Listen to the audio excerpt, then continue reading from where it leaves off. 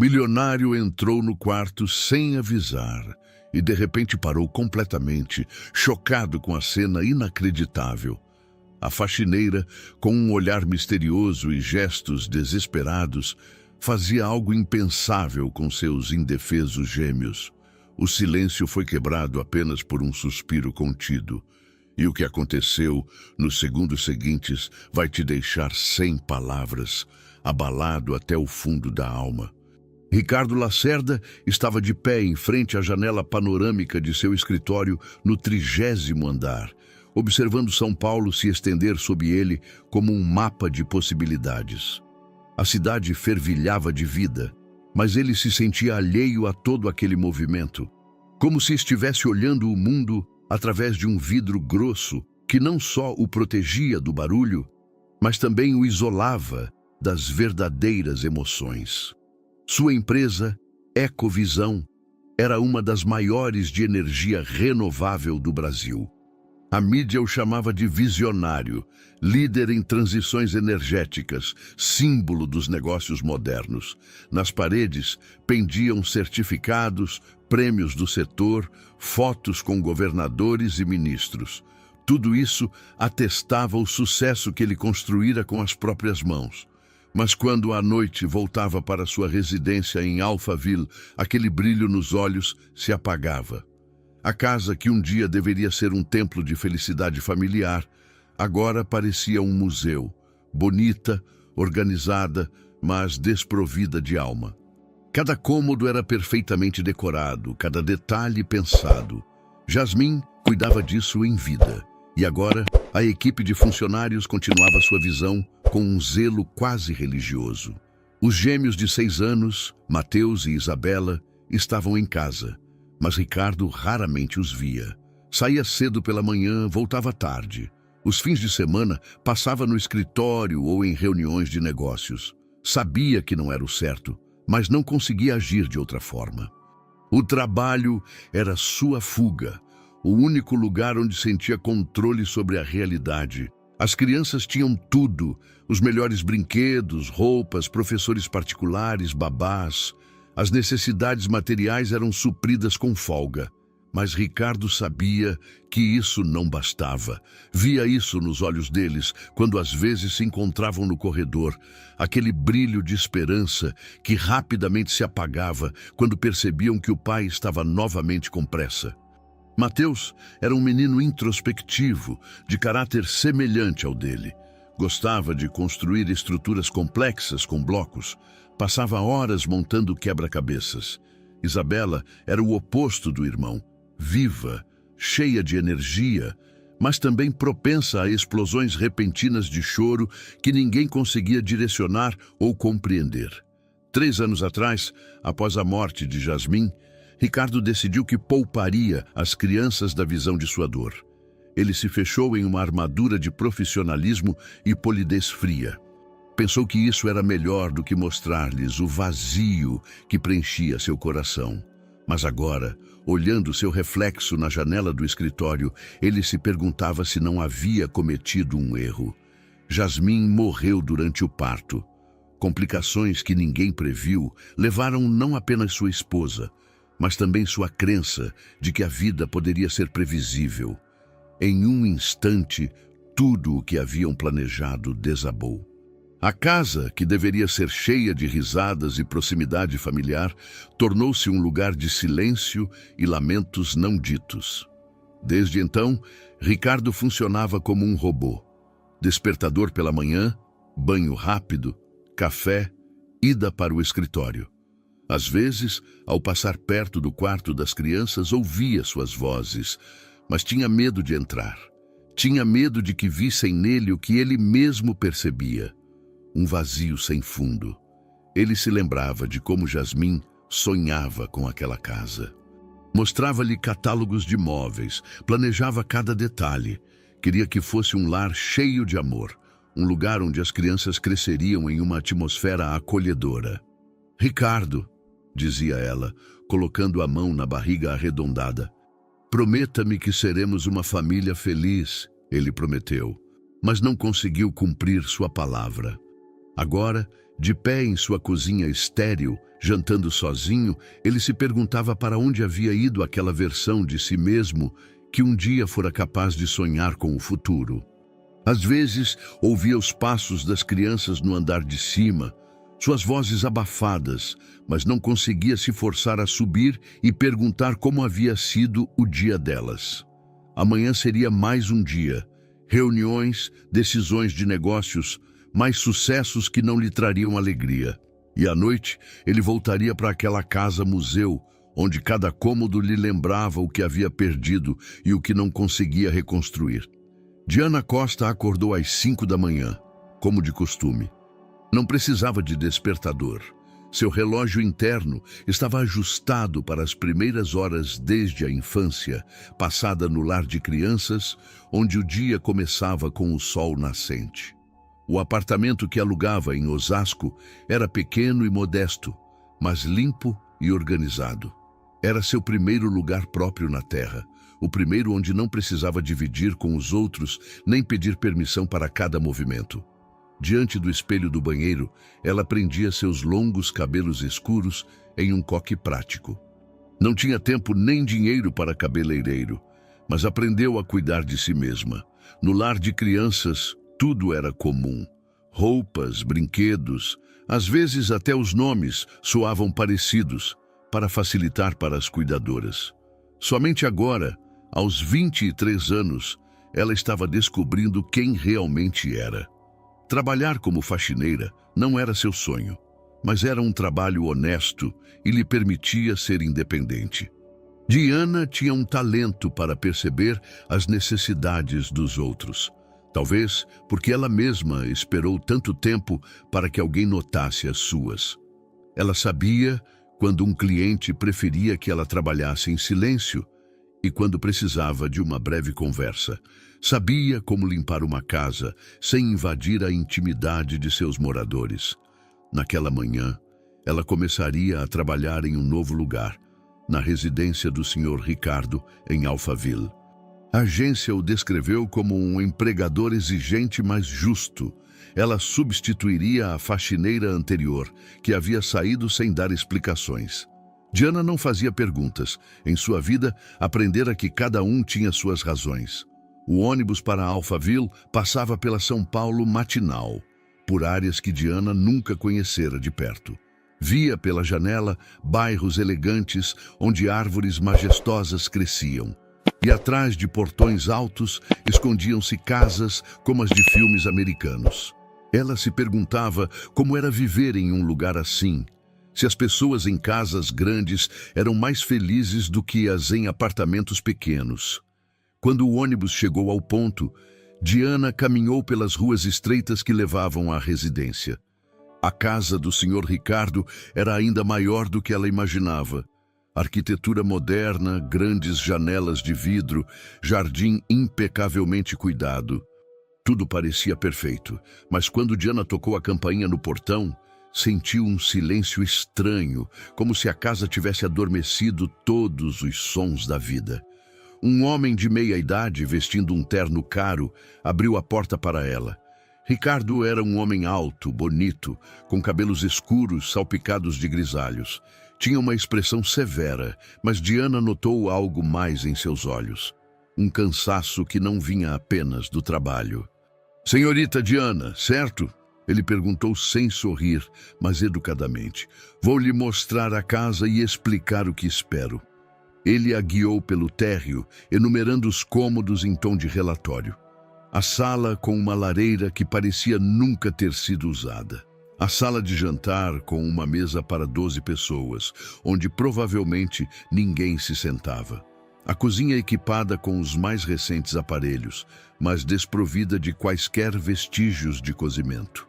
Tudo estava impecavelmente limpo, mas também frio, como se fossem plantas de um decorador de interiores e não um lugar onde alguém morava. "As crianças estão lá em cima", disse ele parando no pé da escada. "Por favor, não as incomode sem necessidade. Elas têm suas atividades." Diana assentiu, mas mentalmente pensou na estranheza daquele pedido.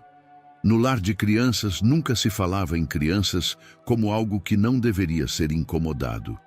As crianças eram vivas, barulhentas, precisavam de atenção. Essa era a natureza delas.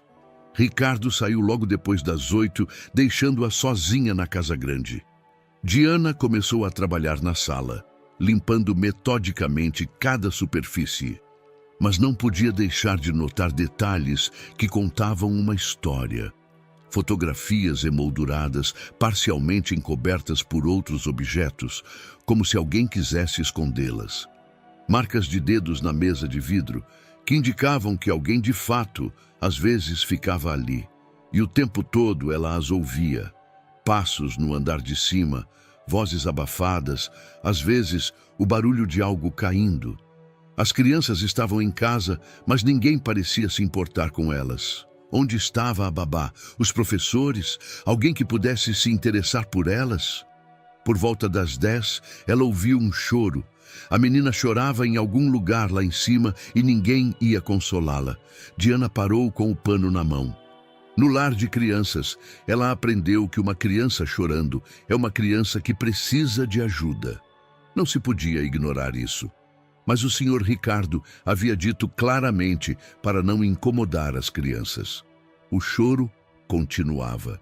O choro no andar de cima cessou tão abruptamente quanto começou, mas Diana não conseguia se concentrar no trabalho. Cada som do andar de cima prendia sua atenção. Passos, sussurros, às vezes um silêncio tão profundo que ela se perguntava se as crianças estavam mesmo lá. Durante a pausa para o almoço, ela se sentou na cozinha com seu sanduíche. A casa parecia ainda maior e mais vazia quando ela não estava fazendo nada. O sol entrava pelas grandes janelas, iluminando a poeira que dançava no ar, mas nem mesmo aquela luz natural conseguia aquecer a atmosfera do lugar. De repente, ela ouviu passos leves na escada. Virou-se e viu duas crianças paradas na porta da cozinha. Um menino e uma menina, aparentemente gêmeos. Deviam ter uns 6 ou 7 anos, vestidos com roupas caras, mas com expressões inseguras. O menino segurava a mão da irmã, como se a estivesse protegendo. "Desculpa", disse o menino baixinho. "Eu não sabia que tinha alguém novo aqui." Diana sorriu gentilmente para eles. "Oi, eu sou a Diana, e vocês são Mateus e Isabela, certo?" As crianças assentiram, mas não se aproximaram. Isabela se escondia atrás do irmão, olhando para ela com curiosidade. "Estão com fome?" perguntou Diana. "Posso preparar algo para vocês." "Papai disse que a senhora não podia nos incomodar", disse Mateus, mas havia hesitação em sua voz. "Eu estou perguntando se vocês estão com fome. Isso não é incomodar." As crianças trocaram olhares. Isabela sussurrou algo para o irmão em inglês e depois disse timidamente: "Posso tomar um copo de leite?" Diana levantou-se e pegou o leite na geladeira. "Claro. E você, Mateus?" "Eu também quero", disse ele, mas ainda mantinha uma distância segura. Enquanto lhes dava o leite, ela notou detalhes que a entristeceram. As roupas das crianças eram bonitas, mas pareciam que ninguém as havia abraçado naquele dia. O cabelo de Isabela estava cuidadosamente penteado, mas era visível que ela mesma o fizera. Alguns fios escapavam da trança. "O que vocês costumam fazer durante o dia?" perguntou ela, sentando-se ao lado deles. "Mateus constrói", disse Isabela, animando-se um pouco. "E eu desenho, mas às vezes me cansa. Isabela às vezes chora", acrescentou Mateus calmamente, como se fosse a coisa mais natural do mundo. "Aí eu a abraço." O coração de Diana se apertou.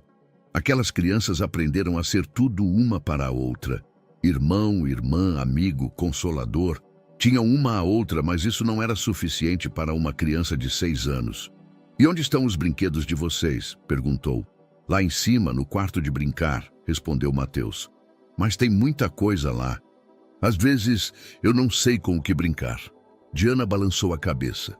Muitas opções podiam oprimir uma criança mais do que a falta delas. No lar de crianças, ela teve uma única boneca por vários anos e era mais feliz do que aquelas crianças com um quarto inteiro cheio de brinquedos. "Que tal vocês me mostrarem o quarto?", propôs ela. "Prometo que não vou contar ao pai de vocês que me incomodaram. Podemos dizer que fui eu quem incomodou vocês." Pela primeira vez, ela viu um sorriso verdadeiro nos rostos das crianças. Isabela riu e Mateus assentiu com seriedade, como se tivessem acabado de estabelecer uma importante estratégia. O quarto de brincar no andar de cima era de fato impressionante. Prateleiras cheias de jogos, construtores, bonecas, livros, tudo organizado e limpo, como se raramente usado. Diana sentou-se no tapete e observou com mais atenção. "Sabem de uma coisa?", disse ela finalmente. "Acho que todos esses brinquedos estão um pouco sozinhos. Talvez precisem que alguém brinque com eles?" Isabela sentou-se ao lado dela. "Você acha que os brinquedos podem ficar entediados?" "Tenho certeza disso. Especialmente essas construções, Mateus. Elas querem ser construídas." O menino se aproximou, pegou uma caixa de blocos e sentou-se na frente delas. "Posso construir uma ponte", disse ele baixinho. "Isso parece maravilhoso. E talvez a Isabela pudesse desenhar a paisagem por onde essa ponte passaria?" As 2 horas seguintes passaram como um conto de fadas. Diana simplesmente sentou-se com as crianças, às vezes sugerindo uma ideia, às vezes apenas ouvindo suas conversas. Isabela mostrou ser uma menina incrivelmente criativa, capaz de inventar histórias para cada personagem que desenhava. Mateus era metódico e focado, mas quando a irmã ria de suas piadas, um brilho aparecia em seu rosto que mudava toda a sua personalidade. Quando ouviram o som da porta de entrada se abrindo, as crianças imediatamente congelaram. "Papai voltou", sussurrou Isabela. Mateus rapidamente começou a guardar os brinquedos. "Precisamos arrumar antes que ele entre." "Por quê?", perguntou Diana, mas as crianças já estavam correndo em direção aos seus quartos, como se tivessem sido pegas fazendo algo errado. Ela ficou sozinha no quarto de brincar, com os blocos espalhados e os desenhos de Isabela no chão. Pela primeira vez em anos, sentiu raiva de um adulto que nunca havia conhecido antes. Como alguém podia fazer as crianças terem medo de serem crianças em sua própria casa? Ricardo entrou em casa com a mesma sensação de vazio que o acompanhava todas as noites. O dia foi longo. 2 reuniões importantes, uma apresentação para investidores, dezenas de decisões a serem tomadas. Mas agora, no silêncio de sua casa, todos esses sucessos pareciam ter significado apenas no papel. Ele notou que a luz estava acesa no quarto de brincar lá em cima. Estranho.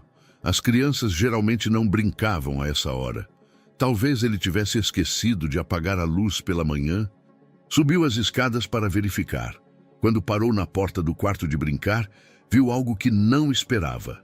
No chão havia desenhos, coloridos, cheios de vida, como ele não via naquela casa há anos. Ao lado, havia blocos espalhados, mas não caoticamente, e sim em forma de uma construção inacabada. Parecia que alguém realmente havia brincado ali. "Com licença, Sr. Ricardo." Ele se virou e viu a nova faxineira parada no corredor.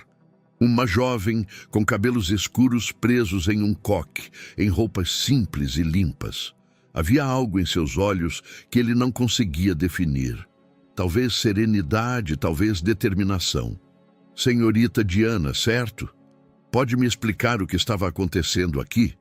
Diana não baixou o olhar. "Vou arrumar isso agora. As crianças estavam brincando aqui à tarde. Pedi para a senhora não as incomodar." "Eu não as incomodei", respondeu ela calmamente. "Elas vieram me procurar na cozinha. Estavam com fome." Ricardo sentiu uma fisgada de culpa. Claro que estavam com fome. Ele saiu de manhã sem verificar se as crianças haviam tomado café da manhã. Ele supôs que alguém cuidaria disso, mas quem seria esse alguém? "Entendo", disse ele friamente. "Mas no futuro, por favor, Limite o contato com as crianças ao mínimo. Elas têm seu próprio horário e rotina. Diana assentiu, mas Ricardo viu em seus olhos algo que o preocupou: compaixão. Não por ele, mas pelas crianças. A mulher que ele conhecia há apenas uma manhã olhava para ele como se entendesse algo que ele mesmo não queria admitir. "Posso fazer uma pergunta?" disse ela baixinho. "Por favor, quando foi a última vez que o senhor brincou com seus filhos?" A pergunta o atingiu como um tapa. Por um momento eles ficaram em silêncio, olhando um para o outro. Ricardo sentiu a raiva crescendo dentro dele. Não de Diana, mas de si mesmo. Quando foi a última vez? Ele não se lembrava. Talvez antes da morte de Jasmim, talvez nunca. "Não é da sua conta", respondeu ele mais bruscamente do que pretendia. "O senhor tem razão. Desculpe." Mas ela não parecia arrependida. Parecia uma mulher que disse o que considerava certo e estava pronta para arcar com as consequências. Ricardo se virou e caminhou em direção ao seu quarto. Mas parou na porta do quarto de Mateus. Estava entreaberta, ele ouviu os sussurros baixos das crianças. Instintivamente, ele se aproximou e ouviu. "Você acha que o papai está bravo?" sussurrava Isabela. "Não sei", respondeu Mateus, "mas ela foi legal. A primeira pessoa que não nos disse para ficarmos quietos. Ela ouviu minhas histórias sobre os desenhos e ela me ajudou a construir uma ponte melhor." Ricardo sentiu como se alguém apertasse seu coração. Seus filhos sentiam falta de alguém que simplesmente os ouvisse.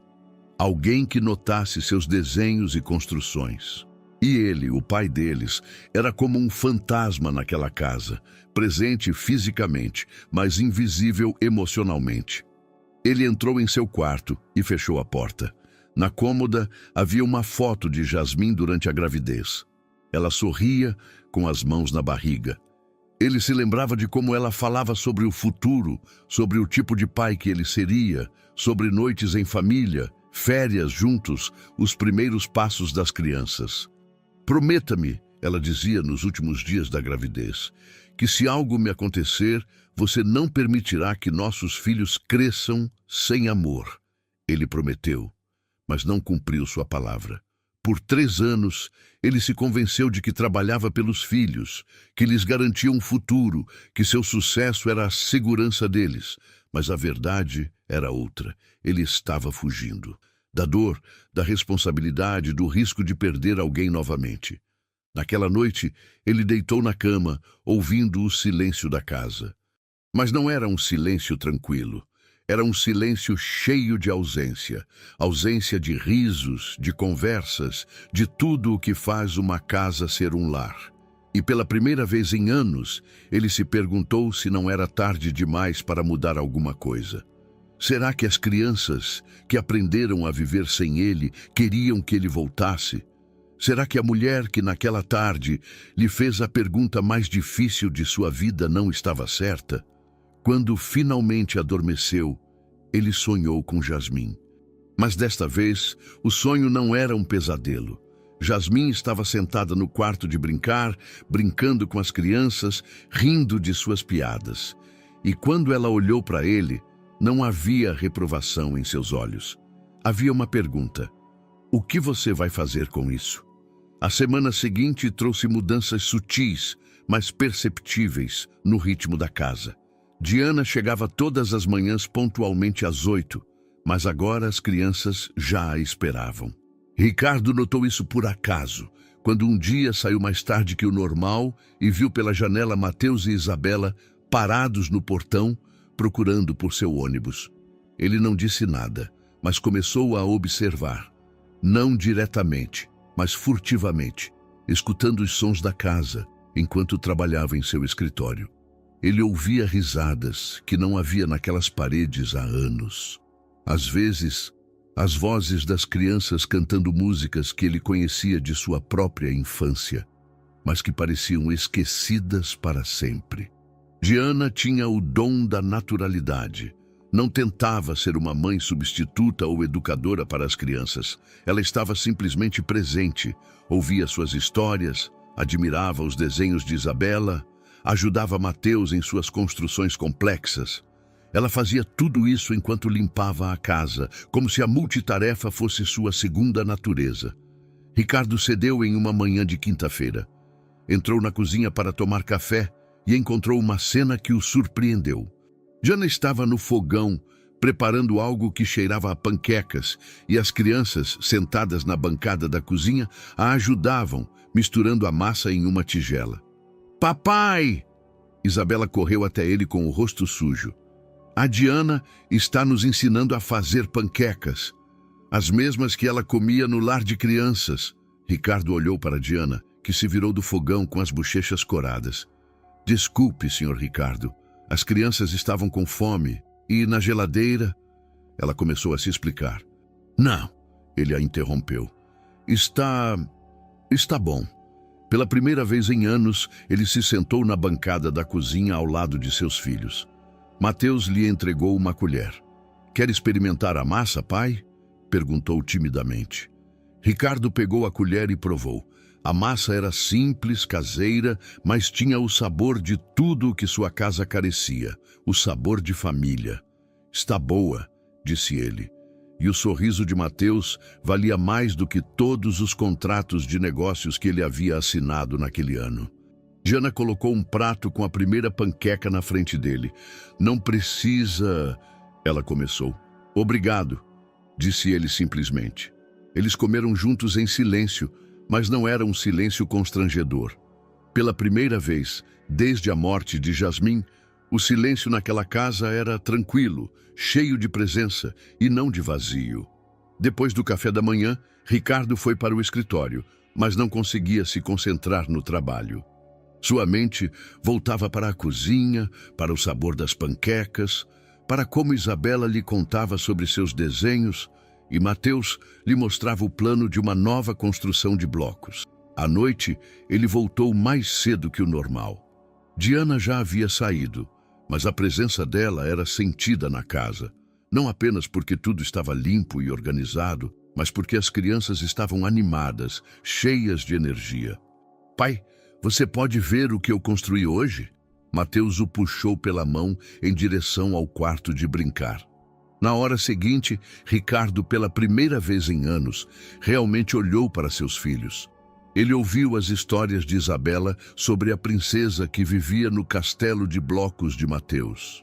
Ele viu seu filho, com a seriedade de um engenheiro, explicar por que certos elementos da construção precisavam ser colocados de uma determinada maneira.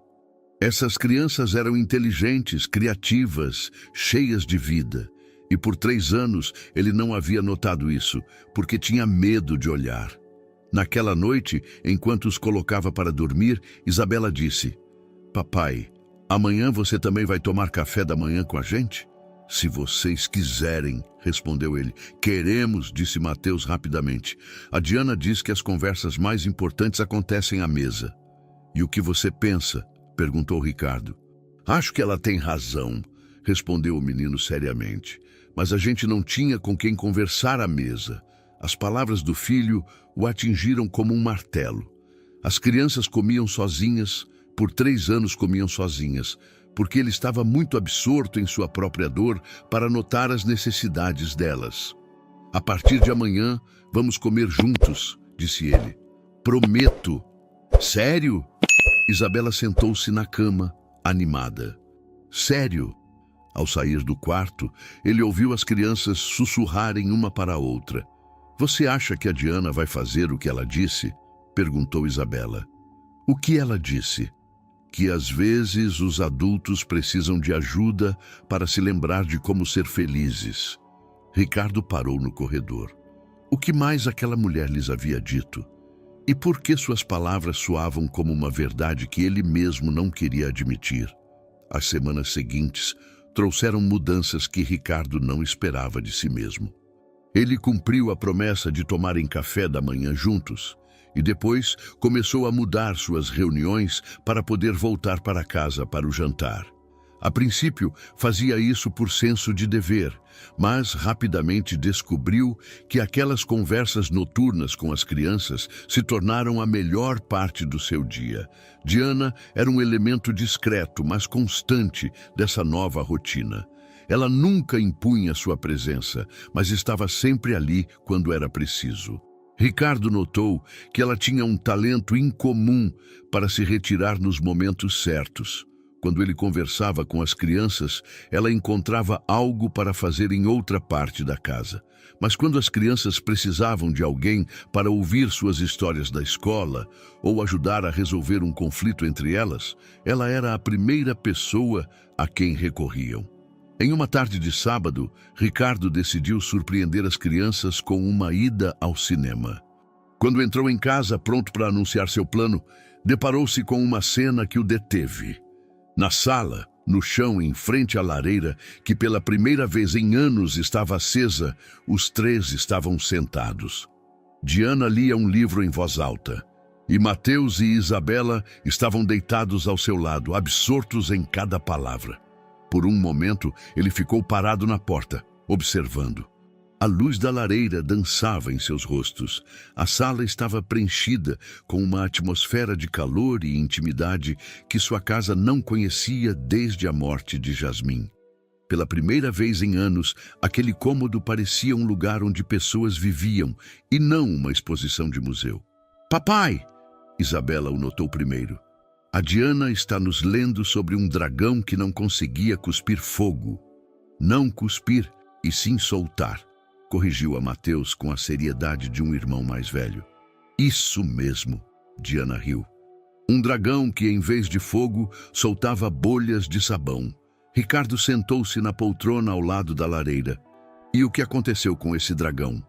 "Os outros dragões riam dele", disse Isabela com tristeza. "Mas depois descobriu-se que suas bolhas eram mágicas." A história era simples, infantil, mas Ricardo ouvia com atenção. Não tanto as palavras, mas a maneira como Diana lia, com envolvimento, fazendo vozes diferentes para os personagens, parando nos momentos certos para que as crianças pudessem expressar suas emoções. "Que tal irmos todos ao zoológico amanhã?" ele propôs de repente. "Faz tempo que não saímos juntos para nenhum lugar." As crianças reagiram com entusiasmo, mas Mateus perguntou: "A Diana também vai?" Ricardo olhou para ela e ela rapidamente balançou a cabeça. "Esse é um tempo para vocês com o papai", disse ela gentilmente. "Eu tenho outros planos para amanhã." Mas Isabela já estava se agarrando a ela. "Mas a gente quer que você vá, não é, Mateus?" "Por favor", disse o menino, o que era raro para ele. "Vai ser mais legal com você." Ricardo viu a incerteza nos olhos de Diana. Ela sabia que estava cruzando uma linha invisível, que de empregada doméstica ela estava se tornando algo mais. Mas as crianças já haviam decidido por ela. "Se o senhor permitir", disse ela finalmente. "Claro", respondeu Ricardo, embora ele mesmo não compreendesse totalmente o que estava acontecendo dentro dele. Aquela mulher estava se tornando parte da vida deles de uma forma que ele não havia planejado, mas que parecia natural e certa. O dia seguinte no zoológico foi uma descoberta para toda a família. Ricardo não se lembrava de quando havia rido tão sinceramente como quando Isabela tentava imitar os movimentos dos flamingos, e Mateus explicava com seriedade científica os princípios da caça dos leões. Diana tirava fotos com o celular, registrando momentos que pareciam bons demais para serem verdadeiros. Em certo momento, enquanto as crianças corriam para o recinto dos pinguins, Ricardo e Diana ficaram sozinhos em um banco. "Obrigado", disse ele baixinho. "Pelo quê?" "Por ter devolvido a infância a eles. E talvez a mim também." Diana olhou para ele com surpresa. "Não fui eu, Sr. Ricardo. Foi o senhor que finalmente se permitiu vê-los." Por um momento eles ficaram em silêncio, observando seus filhos, pois era assim que ele havia começado a pensar neles, como nossos filhos, embora ainda não conseguisse dizer em voz alta. "Jasmim me disse uma vez: Ele começou finalmente. Que família não é só sangue. São pessoas que se escolhem todos os dias. Diana não respondeu, mas sua mão por um momento tocou o ombro dele. Um gesto tão simples e natural que ele sentiu algo em seu coração se quebrar e começar a cicatrizar ao mesmo tempo. Quando voltaram para casa naquela noite, Isabela adormeceu no carro, encostada no ombro de Diana.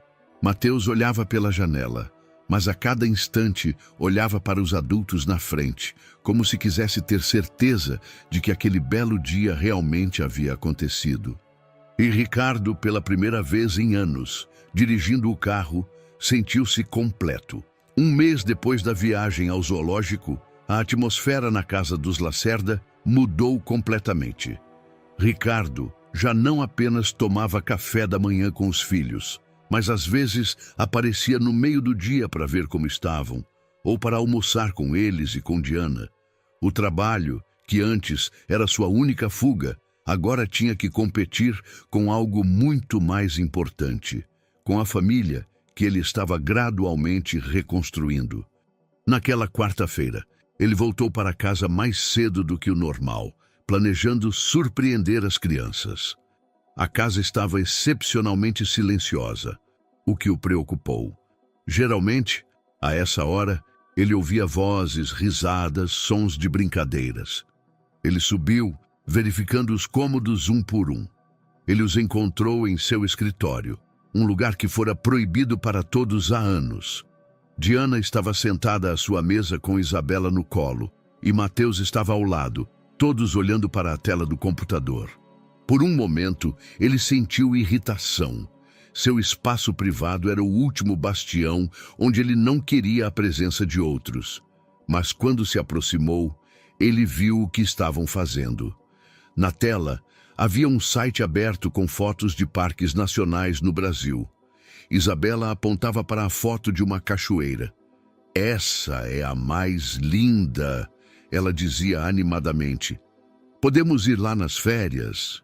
"É muito longe, querida", Diana respondeu gentilmente. "Mas talvez seu pai conheça alguns lugares bonitos mais perto." "Meu pai conhece todos os lugares", disse Mateus com orgulho. "Não é, pai?" Só então eles notaram sua presença. Diana imediatamente se levantou, tirando Isabela do colo. "Desculpe, Sr. Ricardo. As crianças perguntaram sobre as férias e eu... Estávamos procurando lugares para irmos todos juntos", Isabela explicou rapidamente. "A Diana diz que as melhores férias são aquelas com a família." Ricardo sentiu um estranho aperto na garganta. Quando foi a última vez que ele planejou férias? Quando foi a última vez que ele sequer pensou em passar tempo com os filhos fora da rotina diária? "E quais lugares vocês gostaram?", perguntou ele, sentando-se na beirada da mesa. A hora seguinte passou como um sonho para ele. As crianças, com entusiasmo, mostravam-lhe os lugares que encontraram na internet. Lagos, montanhas, castelos. Mateus se interessava por fortalezas históricas. Isabela sonhava com lugares onde pudesse desenhar belas paisagens. E Diana gentilmente direcionava a conversa, fazendo perguntas que ajudavam as crianças a expressar seus sonhos. "E sabe de uma coisa?", disse Ricardo finalmente. "Acho que deveríamos ir para Campos do Jordão. Tem tudo lá. Montanhas para Mateus, belas vistas para Isabela e para os adultos, ar puro e tranquilidade." "Sério?", Isabela pulou de alegria. "Quando?" "Daqui a 2 semanas. Vou tirar férias." Ele pronunciou as palavras antes que pudesse pensar. Férias? Ele não tirava férias desde a morte de Jasmim.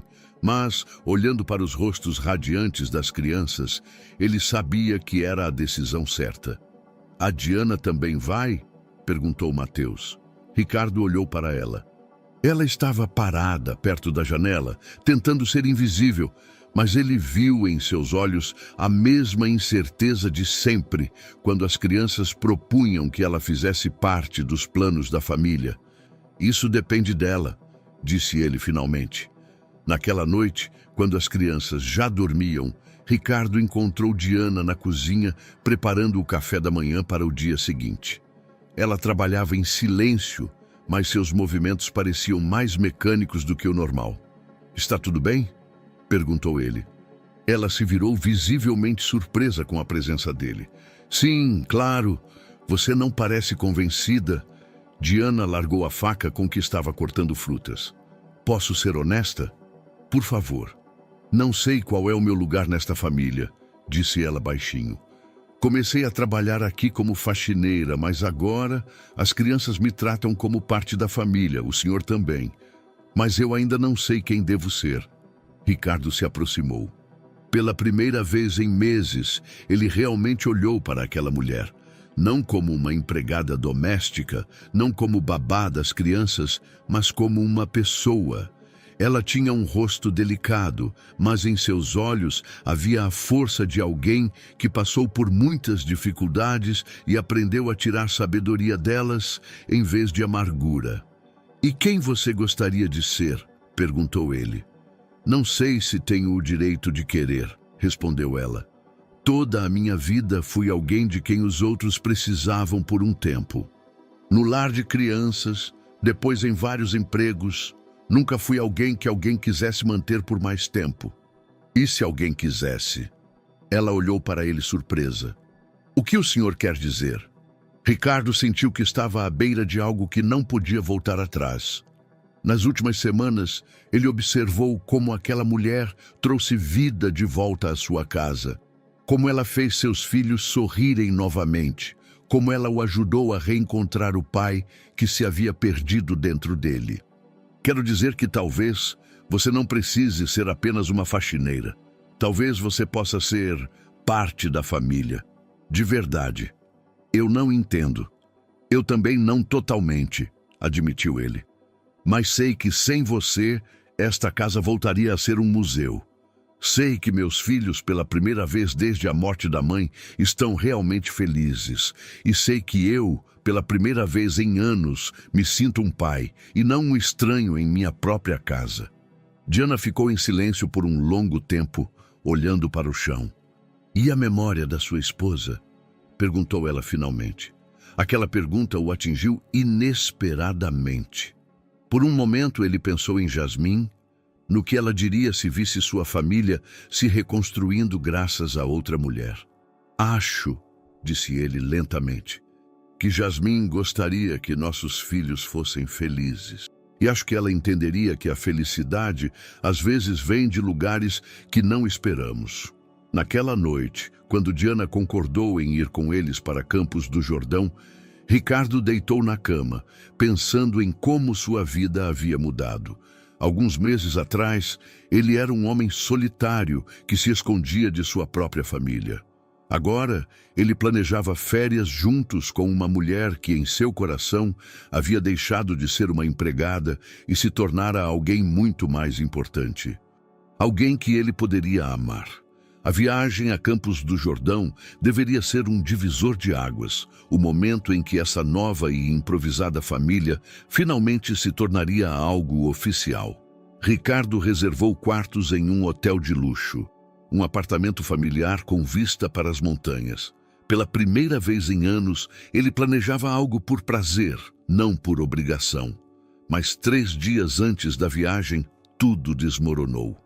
Naquela manhã, Ricardo acordou mais cedo que o normal para finalizar as últimas pendências antes das férias. Ao descer, ouviu vozes na cozinha, de Diana e de alguém estranho. Um homem. Parou na soleira da porta e viu uma cena que fez seu sangue gelar nas veias. Na bancada da cozinha estava sentado um jovem, talvez na casa dos 30, com uma jaqueta de couro e tatuagens nos antebraços. Ele bebia café da caneca de Ricardo e conversava com Diana tão à vontade, como se a conhecesse há anos. "Diana", disse Ricardo friamente, "eu não sabia que tínhamos visita." Ela se virou rapidamente e um rubor apareceu em seu rosto. "Senhor Ricardo, este é Cássio, meu conhecido do lar de crianças." Cássio se levantou e estendeu a mão. "Bom dia. Desculpe a invasão, mas a Diana disse que estava trabalhando aqui desde cedo." Ricardo apertou sua mão, mas não havia calor em seus olhos. "Sério?" O Cássio acabou de voltar da Alemanha, explicou Diana nervosamente.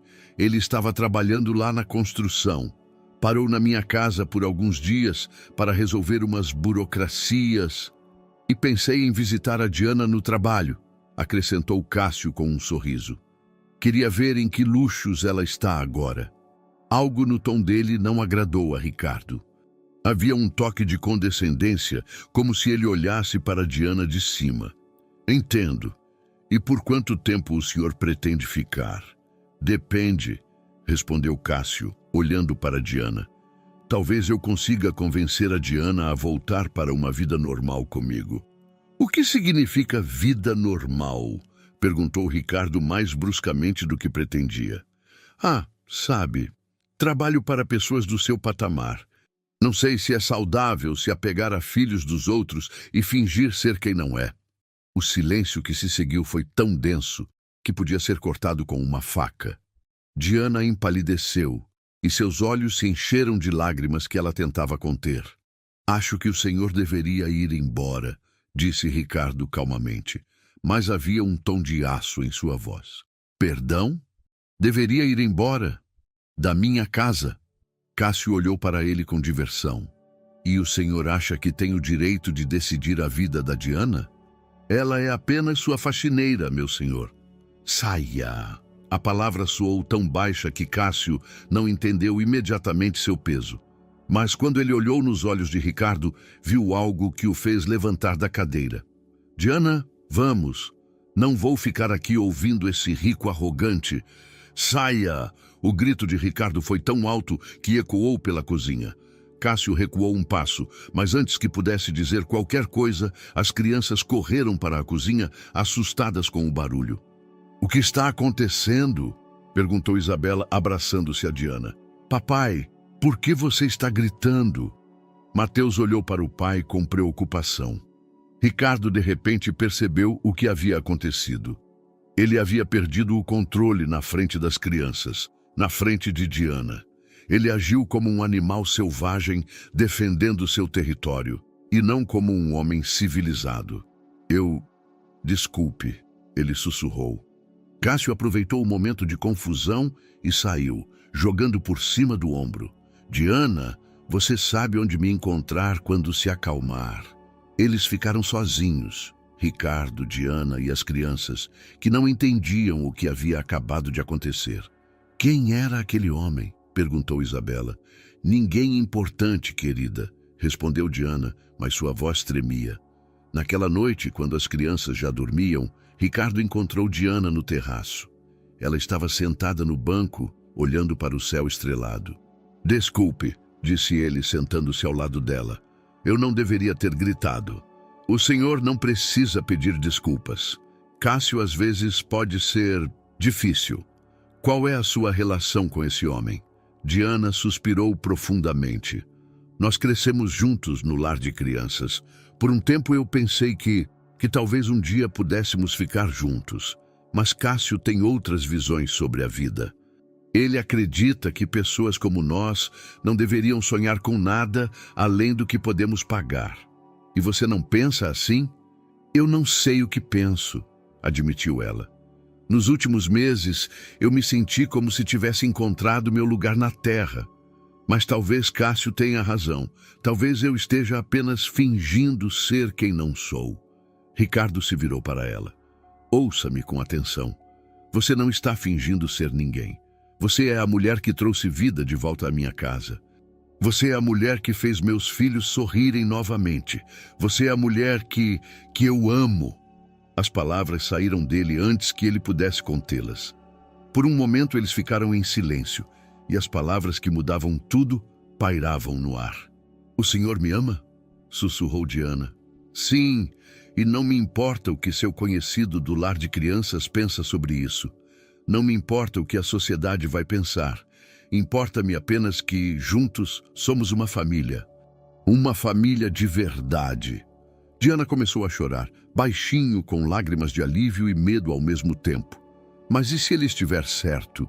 E se eu não for boa o suficiente para o Senhor e para as crianças? Ricardo pegou as mãos dela nas suas. Você é perfeita. Exatamente como precisamos.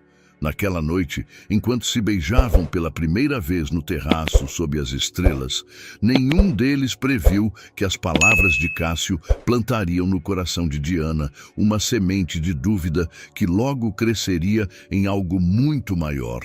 Porque às vezes o amor não basta para superar anos de incerteza e baixa autoestima. Às vezes é preciso algo mais para acreditar que se merece a felicidade. Após a declaração no terraço, tudo deveria ter se encaixado perfeitamente. Ricardo acordava todas as manhãs com a sensação de ter redescoberto o sentido da vida. Ele planejava como convidar Diana para um primeiro encontro de verdade, como introduzi-la lenta e delicadamente na vida de sua família, não mais como empregada doméstica, mas como parceira. Mas Diana mudou, não de imediato. As mudanças eram sutis, mal perceptíveis. Ela continuava a vir todas as manhãs, continuava a cuidar das crianças com o mesmo empenho, mas como se estivesse atrás de uma parede de vidro. Quando Ricardo tentava conversar com ela sobre o que havia acontecido entre eles, ela respondia com monossílabos. Quando as crianças queriam abraçá-la, ela permitia, mas seus sorrisos pareciam forçados. Uma semana após a visita de Cássio, Ricardo finalmente decidiu quebrar a tensão. Ele a encontrou no jardim de inverno, onde ela cuidava das plantas. Uma tarefa que ela mesma havia se imposto, pois ninguém mais visitava aqueles lugares há anos. Diana, precisamos conversar. Ela não levantou os olhos da orquídea que limpava delicadamente. Sobre o quê? Sobre o que está acontecendo, sobre o fato de que desde que Cássio esteve aqui, você se comporta como um fantasma. Finalmente ela olhou para ele, mas em seus olhos não havia o calor que ele conhecia. Talvez seja porque comecei a pensar. No quê? Ela largou o pano e sentou-se em uma das poltronas de vime. Parecia frágil, cercada pelas plantas exuberantes, como se não pertencesse àquele lugar. No que Cássio tinha razão, que estou fingindo ser quem não sou. Isso não é verdade. Não é verdade. Olhe para mim, Ricardo. Pela primeira vez, ela usou o nome dele sem o Senhor, mas soou não como um sinal de proximidade, mas de desespero. Quem sou eu? Uma mulher de 23 anos sem formação, sem família, sem futuro, uma órfã que aprendeu a limpar casas de gente rica. Você é a mulher que eu amo. E o que você sabe sobre o amor? As palavras soaram ásperas como um tapa. Por 3 anos depois da morte da sua esposa, você foi frio como pedra. Por 3 anos, você ignorou seus próprios filhos. E agora, de repente, você descobre o amor por uma faxineira? Talvez não seja amor, mas solidão. Ricardo sentiu como se tivesse levado um golpe no coração. As palavras de Diana eram cruéis, mas encontravam eco em suas próprias dúvidas que ele não queria admitir. Você está enganada, disse ele baixinho. Enganada? Ou talvez eu finalmente tenha aberto os olhos. Veja onde estamos sentados, em um jardim de inverno que custou R$600.000. Você me olha sentada em uma poltrona que custa o que eu ganho em meio ano. E me fala de amor. Dinheiro não importa. Diana riu amargamente. É fácil dizer isso quando se tem, mas eu sei como é não ter nada. E sei como é fácil se iludir, achando que de repente tudo mudou. Nada mudou em quem você é. Esse é o problema. Ela se levantou e foi até a janela que dava para o jardim. Eu não sei quem sou. A vida inteira fui quem alguém precisava no momento. No lar de crianças, uma menina bem comportada que não causava problemas. Com vários empregadores, uma ajuda invisível. E aqui me tornei alguém que nunca fui. Uma mulher de família que pode se dar ao luxo de sonhar. Ricardo se aproximou dela, mas parou a uma distância segura. E se não fossem apenas sonhos, mas são? Ela se virou e em seus olhos ele viu lágrimas. Eu sou a Cinderela que acreditou em um conto de fadas. Mas a vida real não é um conto de fadas, Ricardo. Na vida real, a Cinderela volta para a sua cozinha quando o conto de fadas termina. Nossos filhos te amam. Não são nossos filhos. O grito soou como um tiro no silêncio do jardim de inverno. São seus filhos que se apegaram a uma mulher que cuidava deles. Isso não é o mesmo que família. Para mim é família, porque você pode se dar ao luxo. Você pode se dar ao luxo de experimentar com sentimentos, de arriscar, mas eu não posso. Quando isso acabar, e vai acabar porque sempre acaba, ficarei sem nada, sem trabalho, sem casa, sem os filhos que aprendi a amar como se fossem meus. Por um longo momento, eles ficaram em silêncio, olhando um para o outro através do abismo que de repente se abriu entre eles. Então, o que você quer fazer? Perguntou Ricardo finalmente. Eu quero voltar a ser quem eu realmente sou, ao que essa relação realmente é. Isso significa, eu sou sua faxineira. Você me paga pelo trabalho, isso é tudo. As palavras o atingiram como uma faca. Nos últimos meses, ele havia esquecido que um dia era assim que o relacionamento deles parecia. Que aquela mulher que ele amava, que se tornou o centro de seu mundo, era alguém que havia vindo para sua casa para limpar o chão. Diana, por favor. Não. Ela passou por ele em direção à porta. Não torne isso mais difícil do que precisa ser. E as crianças? Como você vai explicar a elas que de repente você deixou de ser aquela que eu nunca fui? Ela parou na soleira. Talvez seja uma lição para eles, que não se deve apegar a pessoas que vão embora de qualquer maneira. Quando ele ficou sozinho no jardim de inverno, Ricardo sentou-se na poltrona onde Diana estava sentada momentos antes. O calor do corpo dela ainda era perceptível nos braços de Vimy. Por anos, ele construiu muros ao redor do seu coração para não se machucar. E quando finalmente se permitiu derrubá-los, descobriu que isso não bastava, porque a outra pessoa não pode ser forçada a amar. Não pode ser convencida de que merece a felicidade. E talvez Diana estivesse certa. Talvez fosse apenas um conto de fadas, no qual ambos acreditaram por um momento. Talvez o amor não fosse suficiente para superar anos de dor, incerteza e diferenças sociais. Mas quando ele pensou nas crianças, que pela manhã procurariam Diana para contar seus sonhos, seu coração se partia em pedaços. As 2 semanas seguintes foram um pesadelo para toda a família. Diana cumpriu sua palavra. Voltou a ser apenas a faxineira. Vinha, fazia seu trabalho em silêncio e ia embora, não falando com as crianças mais do que o necessário. Quando Isabela tentava mostrar-lhe um novo desenho, ela respondia: muito bonito, mas tenho trabalho a fazer.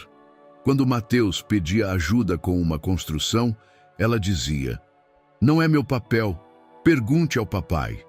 As crianças não entendiam o que havia acontecido. Mateus ficou ainda mais fechado do que antes, passando horas em seu quarto.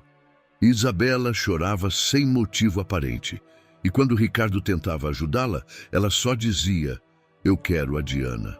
A Diana está ocupada, ele explicava com a voz cansada.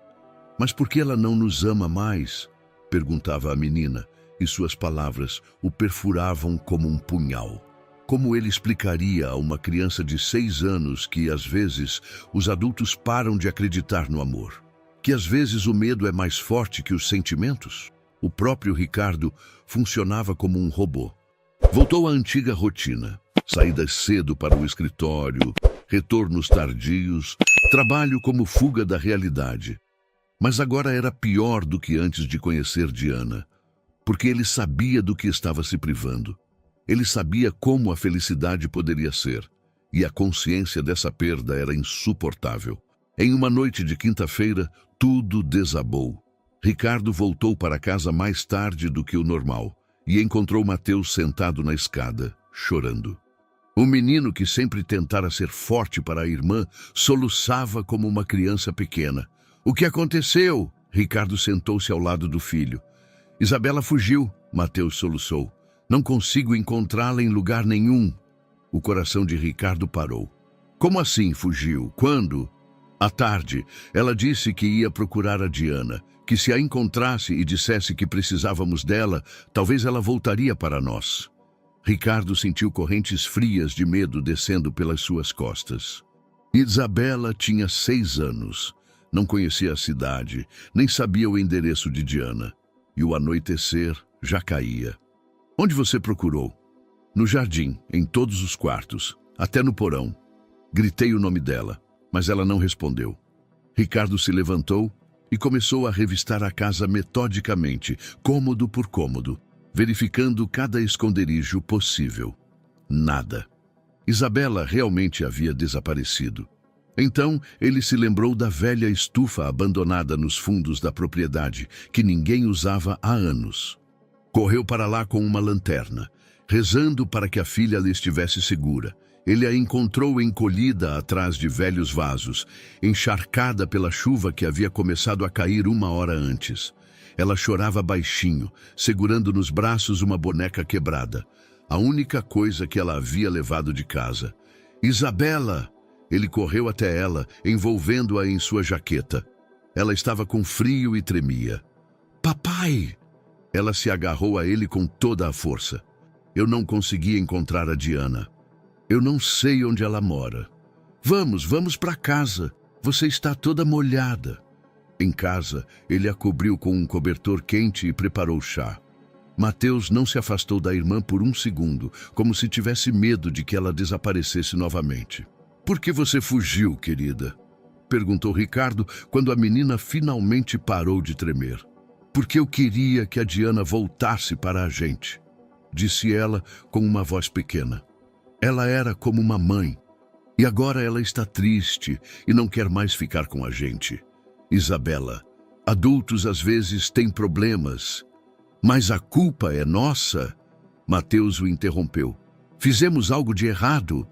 Ricardo olhou para seus filhos, para Isabela enrolada no cobertor, com os cabelos despenteados e os olhos marejados, para Mateus, que parecia carregar nos ombros pequenos o peso do mundo inteiro.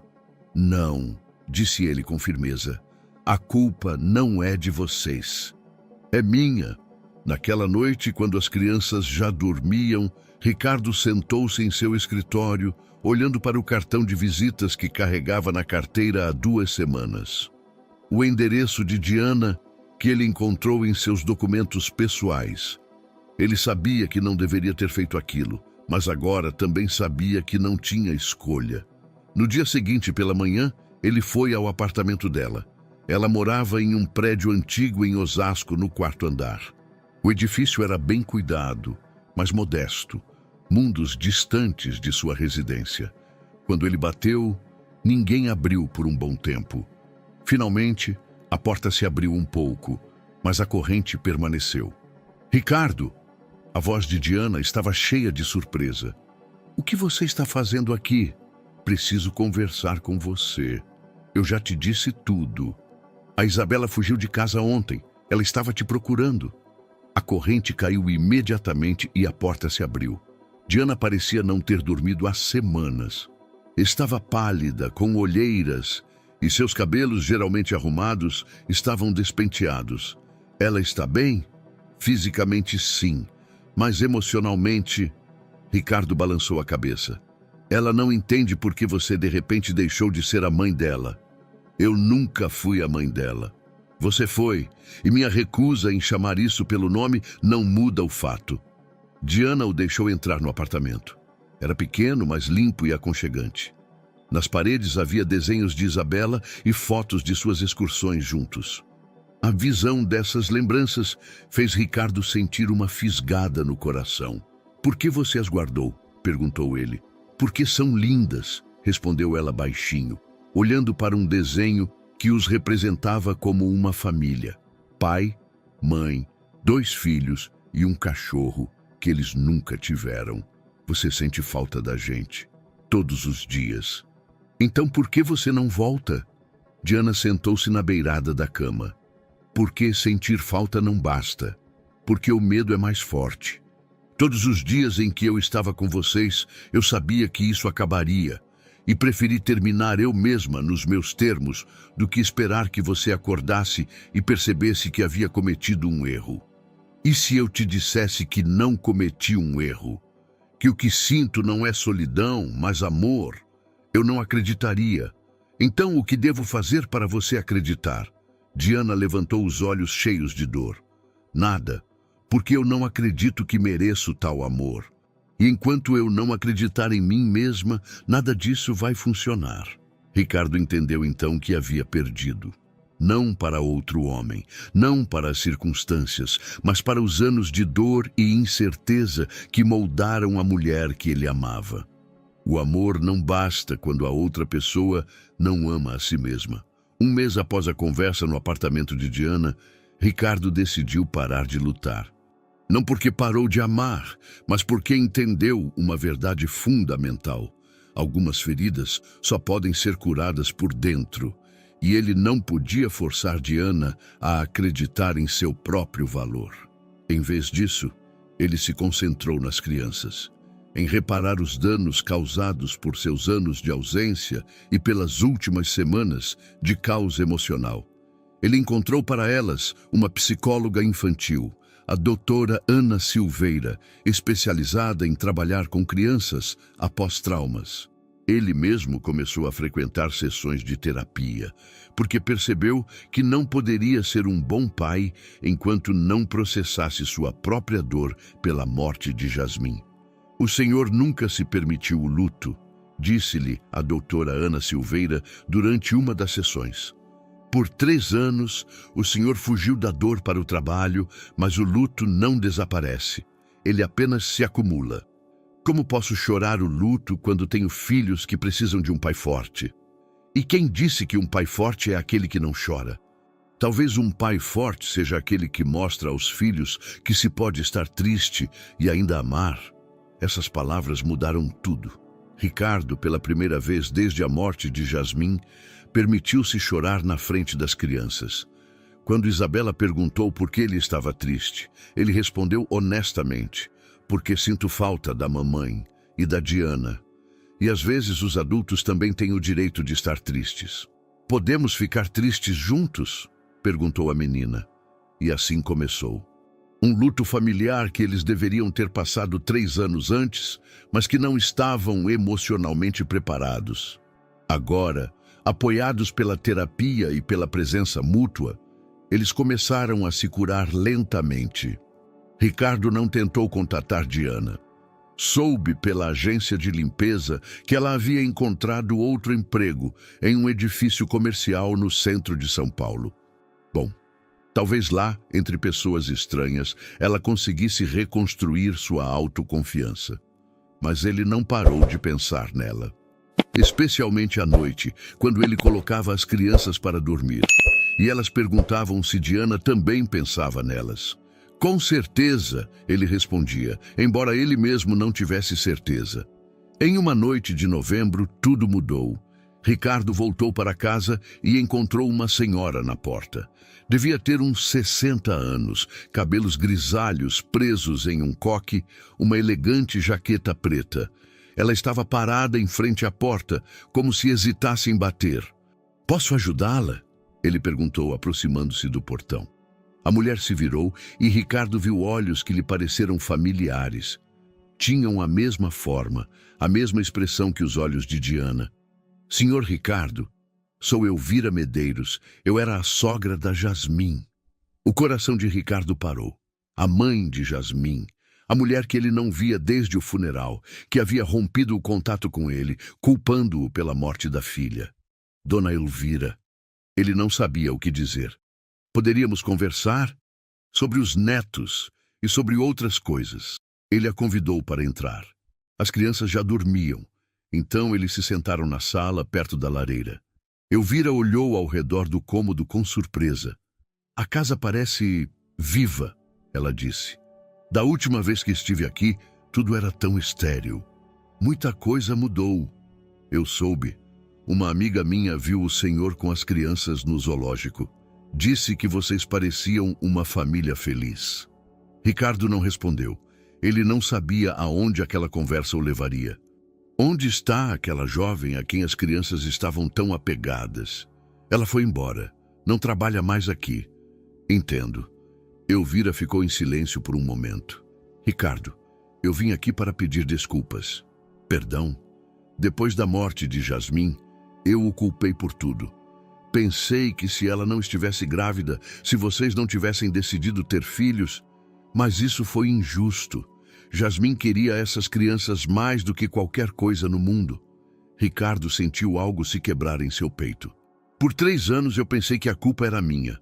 Não foi culpa de ninguém, foi uma tragédia. Mas o que aconteceu depois, isso sim foi culpa sua. O que a senhora quer dizer? Ter abandonado essas crianças emocionalmente.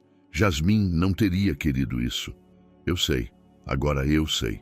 Elvira se inclinou para a frente. Mas ela também não gostaria que o senhor ficasse sozinho. Ela gostaria que o senhor encontrasse alguém que amasse o senhor e as crianças. Eu encontrei, mas não consegui convencê-la de que ela merecia tal amor. Era aquela jovem? Ricardo assentiu. Fale-me sobre ela. Na hora seguinte, Ricardo contou a Elvira sobre Diana. Sobre como ela trouxe vida de volta à casa deles, como ensinou as crianças a rir, como ele mesmo aprendeu a ser pai novamente. Sobre o passado dela, suas dúvidas, sobre como o medo se mostrou mais forte que o amor. E o que o senhor fez para ajudá-la a acreditar em si mesma? Perguntou Elvira. Eu disse que a amava, que ela era importante. Palavras não bastam para alguém que a vida inteira ouviu que não valia nada. Então o que devo fazer? Elvira sorriu pela primeira vez naquela noite. Minha filha sempre dizia que os gestos mais bonitos são aqueles que exigem coragem. Talvez, em vez de dizer a essa moça que ela é digna de amor, o senhor devesse mostrar isso a ela. Como? Encontre uma maneira de fazê-la acreditar em si mesma. Não no seu amor por ela, mas nela mesma. Quando Elvira saiu, parou na porta. Ricardo, Jasmim o amou até o último suspiro. Mas agora é hora de o senhor amar a si mesmo o suficiente para lutar pela sua felicidade e pela felicidade dessas crianças.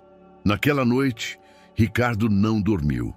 Ele pensou nas palavras de Elvira, em Diana, em como alguém poderia provar a outra pessoa que ela merecia amor. E lentamente, muito lentamente, um plano começou a brotar em sua mente. Não um plano para reconquistar Diana, um plano para ajudá-la a acreditar em si mesma. O plano de Ricardo era simples na teoria, mas complicado na execução. Não se tratava de reconquistar Diana com flores ou gestos românticos.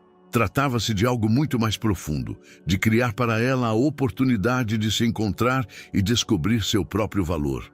O primeiro passo ele deu 2 semanas após a visita de Elvira. Ligou para o diretor do edifício comercial onde Diana trabalhava, apresentando-se como um potencial investidor interessado em projetos educacionais. Não era uma inverdade completa. Há meses ele pensava em criar uma fundação em memória de Jasmim. Soube que uma de suas funcionárias, Diana Costa, tem um dom incomum para trabalhar com crianças, disse ele durante a conversa. Estou pensando em um projeto de centro de apoio para crianças com um passado difícil. Poderia conversar com ela? 1 semana depois, Diana estava sentada em um elegante café no centro de São Paulo, em frente a uma mulher que se apresentou como Ana Garcia, consultora de projetos sociais.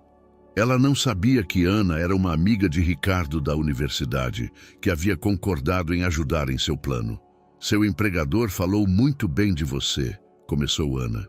Parece que você tem um talento natural para trabalhar com crianças. Diana ficou surpresa. No edifício comercial, ela trabalhava em silêncio, despercebida. Ela não percebia que alguém sequer a notava. Não sei se isso é verdade, respondeu ela incerta. E de onde vem essa convicção de que seus talentos não merecem atenção? A pergunta foi direta, mas feita com gentileza. Diana permaneceu em silêncio por um momento. A vida toda fui ninguém especial. No lar de crianças, depois em vários empregos. Sempre fui apenas uma pessoa que ajuda os outros a serem felizes. E você nunca pensou que talvez seja exatamente nisso que reside sua singularidade? que a capacidade de fazer os outros felizes é um dom que pouquíssimas pessoas possuem? Ana passou 2 horas com ela, conversando sobre seu passado, sobre as crianças do lar de crianças, sobre como Diana sempre conseguia encontrar uma maneira de consolar uma criança triste ou resolver um conflito entre colegas. A cada minuto, Diana falava mais e mais, como se alguém estivesse realmente interessado nela pela primeira vez na vida. "Você tem uma ideia para um projeto próprio?" perguntou Ana ao final da conversa. "Às vezes eu sonhava com um lugar para crianças que, como eu, cresceram sem família. Um lugar onde elas pudessem aprender, mas também simplesmente ser crianças. Onde ninguém lhes diria para serem gratas por cada migalha de atenção. Isso soa como algo que poderia interessar ao nosso investidor." Naquela noite, Diana voltou para seu apartamento com o coração batendo mais rápido que o normal. Pela primeira vez em meses, sentiu algo parecido com esperança, não por um retorno à vida antiga, mas por construir algo novo, seu. Ela não sabia que Ricardo esperava pelo telefonema de Ana, como quem espera um veredito. "E então?" perguntou ele assim que ela atendeu. "Há um fogo nela que ela mesma não vê", respondeu Ana. "Mas também há tanto medo que é assustador. Essa menina foi convencida de que não merece nada de bom. Mas ela percebeu seu potencial? Está começando. Dê um tempo a ela." O segundo passo foi dar a Diana a oportunidade de se desenvolver sem precisar depender de sua bondade. Ricardo financiou anonimamente um curso de pedagogia e psicologia infantil em uma renomada instituição de ensino superior, e um amigo seu da faculdade sugeriu que esse curso fosse oferecido a Diana como uma bolsa para pessoas com aptidões excepcionais para o trabalho com crianças. Quando Diana recebeu o telefonema com a oferta, por um momento pensou que fosse um engano. "Mas eu não tenho o ensino médio completo", disse ela à mulher que a recrutava. "É um curso profissionalizante, não uma graduação, e sua experiência de vida foi avaliada como equivalente à formação formal." Nas primeiras semanas de estudo, Diana sentia-se uma impostora. Sentava-se nas aulas ao lado de pessoas com diplomas, ouvia palestras sobre teorias que não tinham nomes, mas que ela instintivamente aplicava há anos. Gradualmente, porém, começou a entender que sua intuição tinha fundamentos científicos, que o que ela fazia com as crianças de Ricardo não era um acaso, mas resultado de habilidades naturais enriquecidas pela experiência de vida. O terceiro passo foi o mais difícil. Ricardo teve que demonstrar paciência e evitar qualquer contato direto. Por 4 meses, ele não tentou vê-la, não ligou, não escreveu. As únicas informações sobre ela recebia Diana, que sistematicamente se encontrava com Diana sob o pretexto de consultorias para o projeto. Nesse tempo, as crianças perguntavam por ela todos os dias. "Quando a Diana volta?" perguntava a Isabela todas as noites antes de dormir. "Não sei, querida, mas talvez ela não precise voltar para que possamos ser felizes. Mas seríamos mais felizes com ela." Essa era uma verdade que Ricardo sentia dolorosamente todos os dias. A casa funcionava. As crianças estavam mais saudáveis emocionalmente graças à terapia. Ele próprio havia aprendido a estar presente. Mas faltava a todos aquele calor que Diana trazia. O momento decisivo aconteceu em março, quando Ana ligou para ele com a notícia. Diana terminou o curso com as melhores notas. Ela já tem um plano concreto para seu centro. E pela primeira vez, desde que a conheço, ela falou de si mesma com orgulho. "Como assim com orgulho?" Ela disse: "Acho que tenho algo valioso a oferecer às crianças." Isso pode parecer comum, mas para ela é uma revolução. Ricardo sabia que era o momento certo para o último elemento de seu plano. No dia seguinte, Ana encontrou-se com Diana no mesmo café da primeira vez. "Tenho uma proposta para você", disse ela. "Nosso investidor gostaria de financiar seu projeto. Equipamento completo para o centro, salário pelos primeiros 2 anos de atividade, orçamento para todas as necessidades. Diana empalideceu. Isso não pode ser verdade. Há uma condição. Qual? Ele gostaria de se encontrar com você, pessoalmente. Por quê? Ana sorriu gentilmente. Porque é alguém que acredita muito em você. Alguém que há meses trabalha para que você acredite em si mesma. Nos olhos de Diana apareceu um brilho de compreensão. É o Ricardo, não é? Ana assentiu. Há 4 meses ele faz de tudo para ajudá-la a encontrar seu valor. Não para que você volte para ele, para que você seja feliz. Independentemente de haver um lugar para ele nessa felicidade. Diana permaneceu em silêncio por um longo tempo, olhando pela janela do café para a multidão de pessoas apressadas em seus afazeres. Ele quer me encontrar? Amanhã, se você quiser. Naquela noite, Diana estava em frente ao espelho em seu pequeno banheiro, olhando para a mulher que ela não reconhecia. Havia em seus olhos uma serenidade que ela nunca havia visto antes. E pela primeira vez na vida, ela pensou: talvez eu realmente tenha algo valioso a oferecer ao mundo.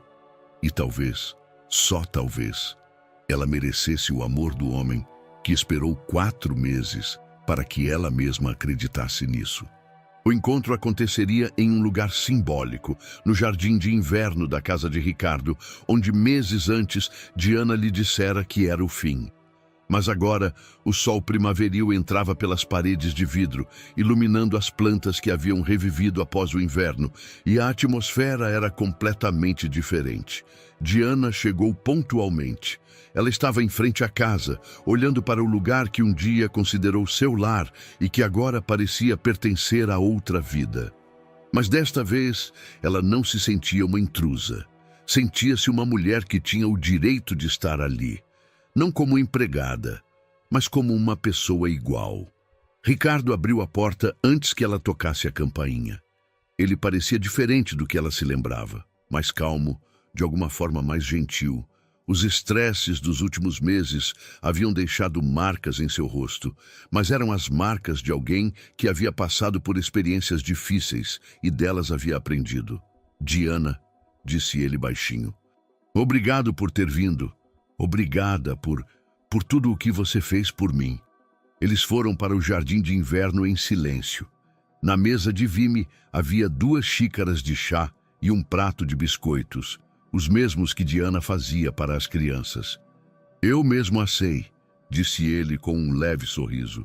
Isabela me ensinou a receita. Disse que era a única maneira de se sentir mais perto de você. Eles sentaram, um de frente para o outro, exatamente como 4 meses antes, mas agora não havia entre eles uma parede de raiva e decepção.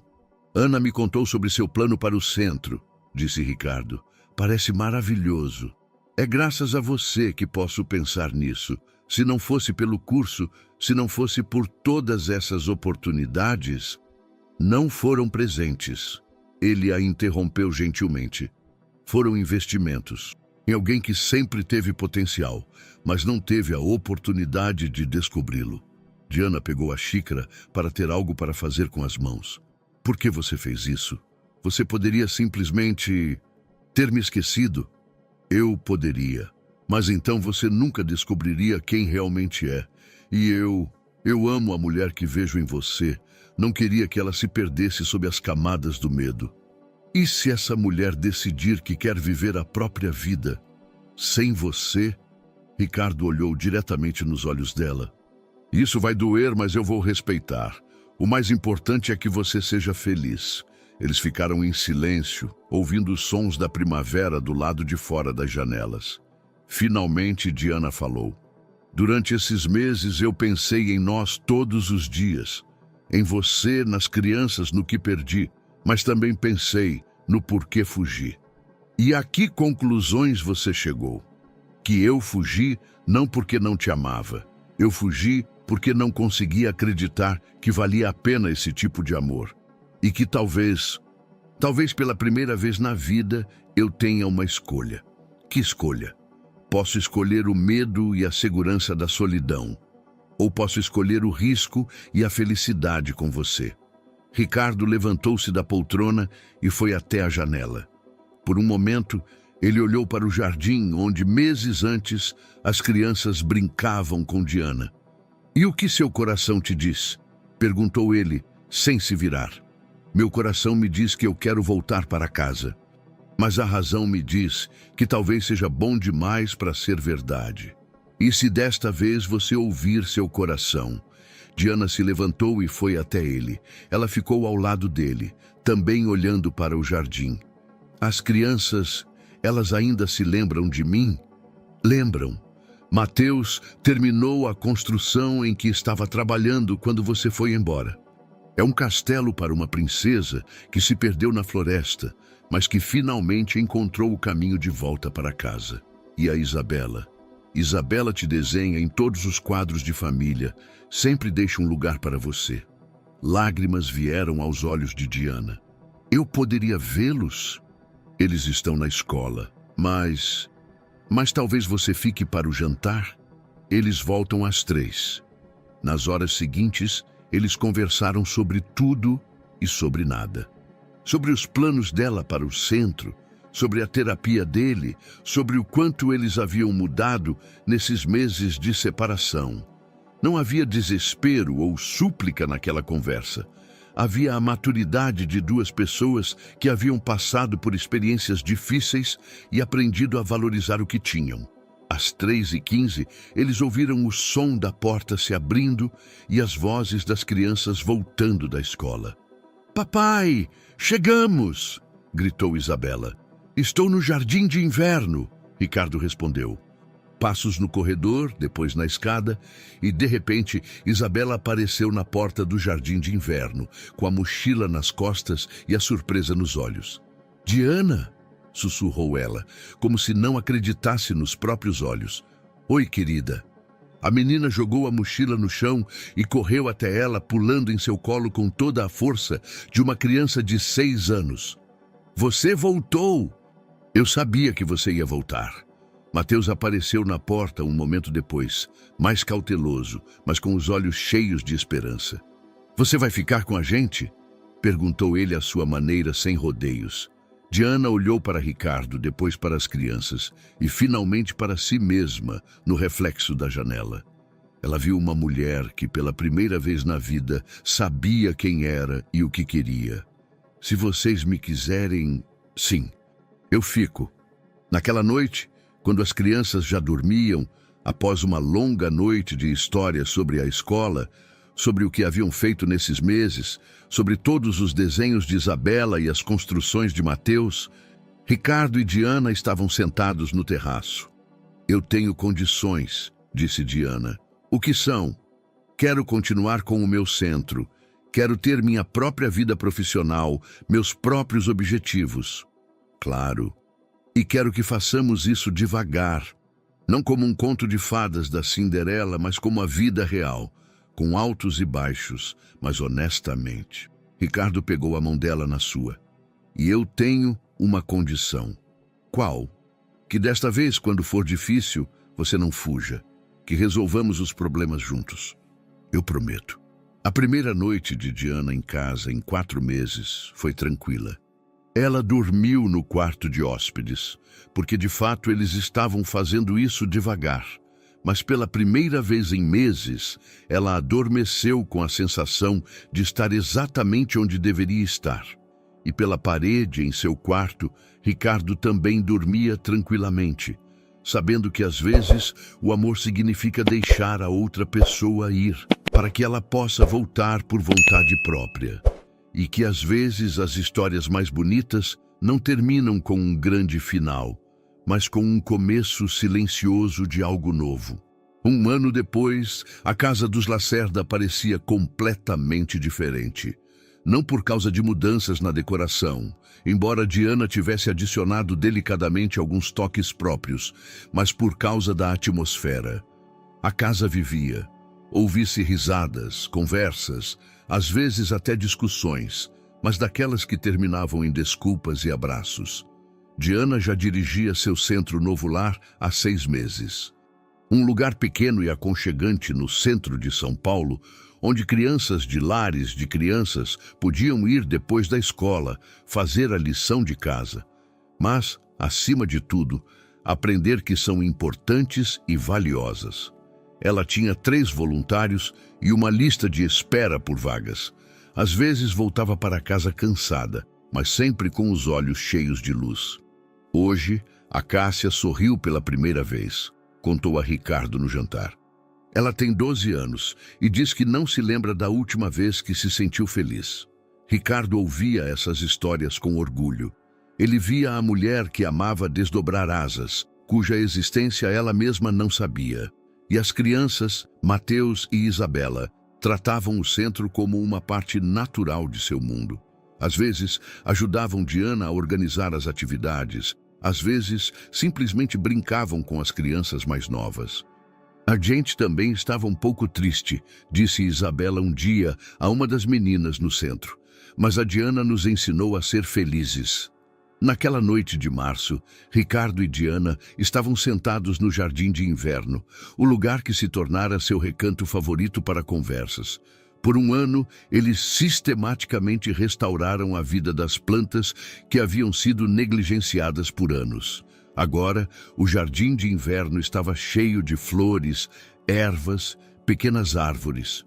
Simbolizava tudo o que haviam realizado juntos, o trabalho paciente sobre o que havia sido danificado, mas não morrera.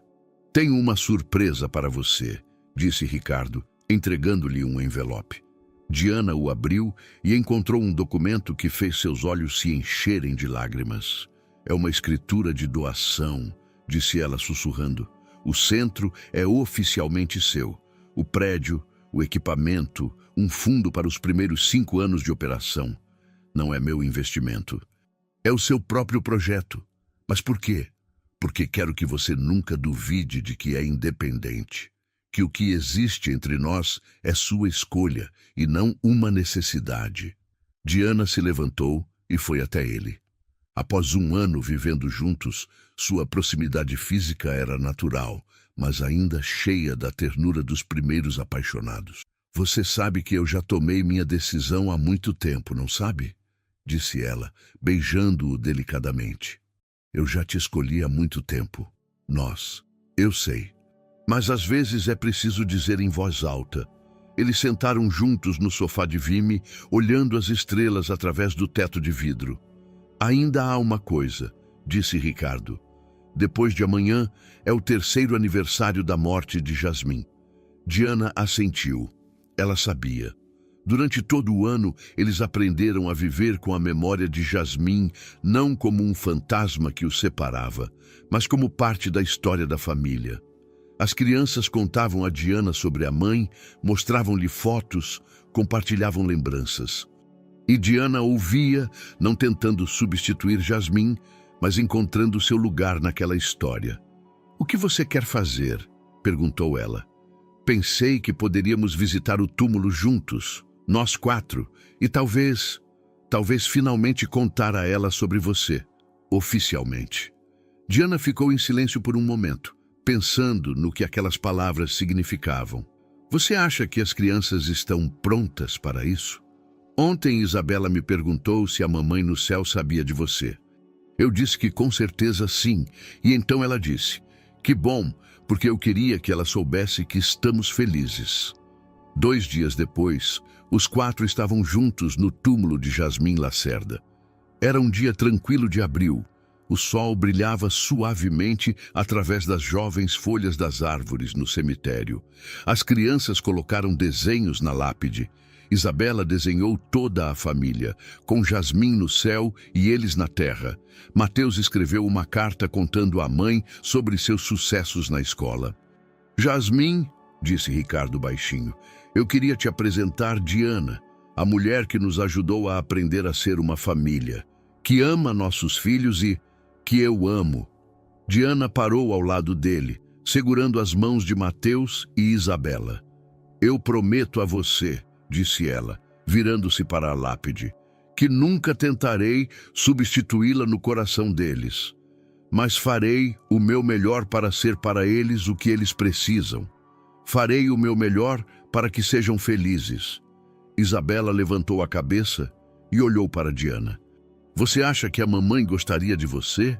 Diana sorriu em meio às lágrimas. Espero que sim, querida. Espero que sim. À noite, quando as crianças já dormiam, Ricardo e Diana estavam na cozinha, planejando as férias. Pela primeira vez, eles iriam viajar para todos os lugares juntos, como uma família oficial. Mateus quer ir para Campos do Jordão, disse Diana. Parece que você prometeu a ele há 1 ano. Eu prometi, mas naquela época eu não sabia se iríamos juntos. E agora você sabe? Ricardo pegou as mãos dela nas suas.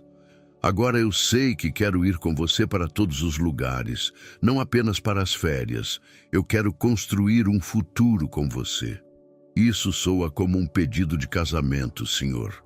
Ricardo, e talvez soe como o início do capítulo mais bonito de nossas vidas, senhorita Diana. Eles se beijaram na cozinha, que 1 ano antes havia sido o local dos primeiros cafés da manhã juntos, e agora era o coração de um lar cheio de amor, risadas e esperança. Lá fora, a primavera despertava para a vida, assim como todos eles despertavam para um novo capítulo. Não perfeito, mas verdadeiro. Não sem dificuldades, mas cheio de possibilidades. Porque às vezes, as histórias mais bonitas são aquelas em que as pessoas aprendem a amar a si mesmas para poder amar os outros. Em que o amor não é um salvamento de conto de fadas, mas uma escolha diária de estarem juntos, apesar de todas as imperfeições. Em que a família não é apenas sangue, mas pessoas que todos os dias decidem ser um lar umas para as outras. Espero sinceramente que tenha gostado da história de hoje. Inscreva-se no canal para continuar acompanhando conteúdos semelhantes. Deixe seu like e escreva nos comentários o que achou. Até o próximo vídeo.